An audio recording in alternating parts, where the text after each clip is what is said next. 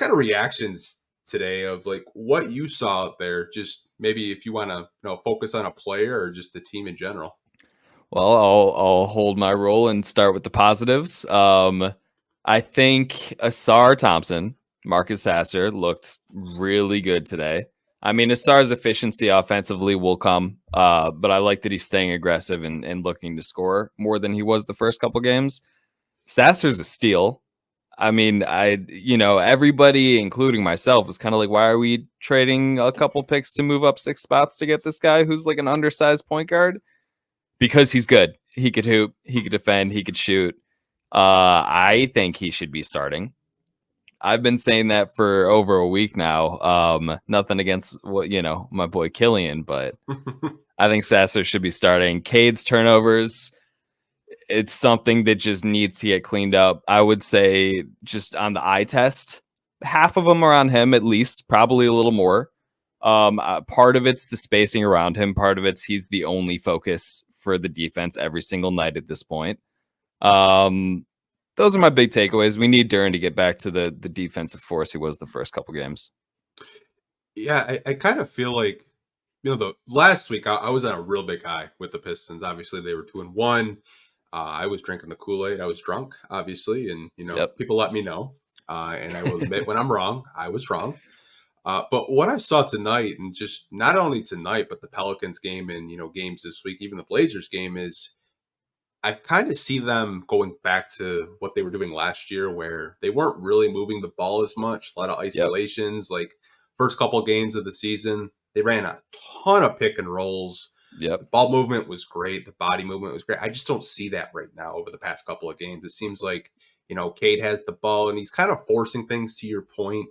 But at the same time, you're doing him a disservice by not having proper floor spacers next to him. So I'm not saying he has to shoot 30 times a game, but that's the position you're kind of putting him in right now. Agreed. Yeah. And to your point, the first few games, the ball movement, player movement, like it was just a free flowing offense. It looks so different from last year. And like you said, they sort of are reverting back to where they were with Casey a little bit, which isn't great. No, it's not. I will say a positive for me was Asar Thompson tonight. He almost had a 5-5-5 game, which are extremely rare. I think Kevin Garnett was like the last person to do it, but I think he's been a real positive this year. Like his defense, just the way he plays. He just plays winning basketball. I thought he was a positive tonight. Sasser too. Thought he looked great, but to your point, like past 2 games, Jalen Duren just seems frustrated. Like he's just not playing with that same energy and force he was to start the season.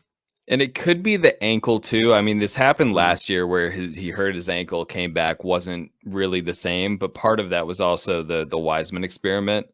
But yeah, I think, if it's the ankle, I think you need to just sit him for a couple more games, let it get right. Because, he's still impactful. But, defensively, he's the anchor. So it sort of starts with him. Defensively, we have not been what we need to be the last few games.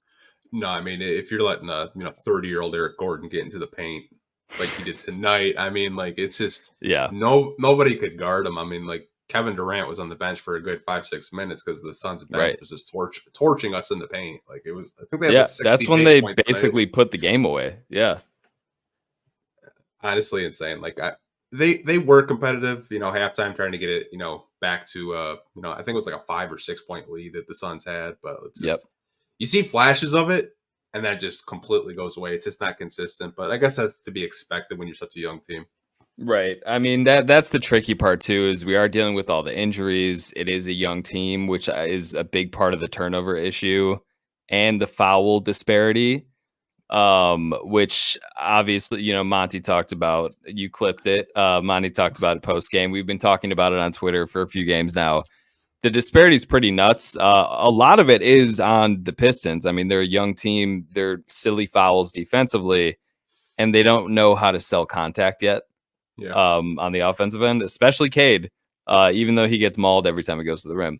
But not an excuse. But I was talking to Jack Kelly about this.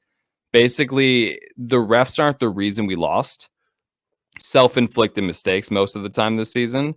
But when the disparity is that big, it makes it impossible to overcome the mistakes that might be overcomable if the disparity is not there.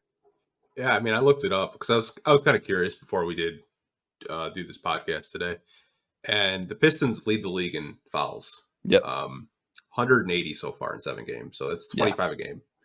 That's not great. You can't be fouling people that much and expect to win. And to your point, I think the Pistons haven't really been outplayed this season. It's more self-inflicted wounds between turnovers, Agreed. Bad turnovers, sloppy passes, lazy passes, and fouls. Yep. Like there's still a lot to look forward to from a positive perspective. Like if they were getting blown out by 30 points and they weren't trying, then yeah, you kind of have the conversations, but they're trying. It's just they keep shooting themselves in the foot with these turnovers and the fouls. Like I think if they can clean that up, and we're going to get into the injury report in a little bit, I think a lot of these vets on this team can clean up probably half of these turnovers that they're committing each and every game. I mean, Monte Morris leads the league in assist-to-turnover ratio, where he did last year at least. I mean, I made some money on Cade's over/under turnovers tonight, so I'm kind of happy I hit that. Until he cleans it up over every game. Man, I made $100 tonight. Yeah, nice. See, Cade's got your back. Yeah, I mean, he had 5 turnovers tonight, and I bet the over on that. I was like, okay, I'm good. Yeah, I mean, it does start with him at the end of the day with the turnovers. I mean, it's been every single. I don't know what he's averaging, but it's got to be over 5 a game, maybe 4.5. I think someone had posted. I want to say it was West Davenport. I think it's like close to 7. Yeah, no, it's not good. It's not good, and it does start with him. But again, as we said, it's like he's not in the best position, but a lot of it is still on him that he needs to clean up. Yeah, I think he will too. I think getting those vets back will be so crucial. And I mean, keep in mind, he hasn't played NBA basketball in a year, basically. He's 7 games into getting his rhythm. You could see is coming back offensively. Hopefully, the turnovers lower as more rhythm comes back.